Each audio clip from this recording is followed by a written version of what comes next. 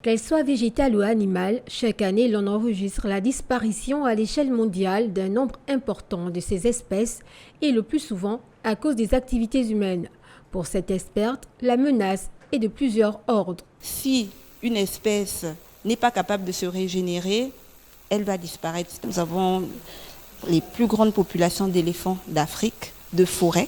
Il y a les tortues marines, toute une panoplie d'espèces en passant par les lamantins, les léopards, mais alors là, c'est toute une panoplie d'espèces menacées dans toutes les catégories.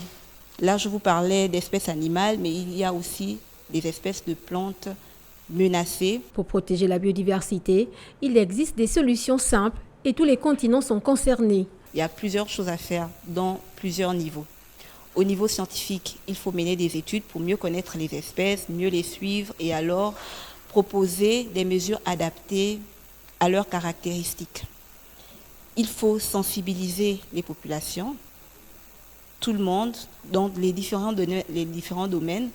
Et c'est pour cela que cette journée du 11 mai est très importante parce qu'elle met l'accent sur la sensibilisation des scientifiques et du grand public sur l'importance de mettre en place des mesures pour protéger ces espèces qui ont déjà des difficultés.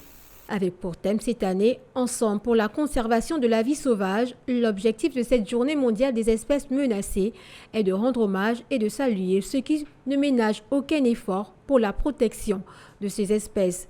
De ce fait, l'Union internationale pour la conservation de la nature, l'UICN, établit régulièrement des mises à jour de la liste rouge mondiale des espèces menacées, débutée en 1964.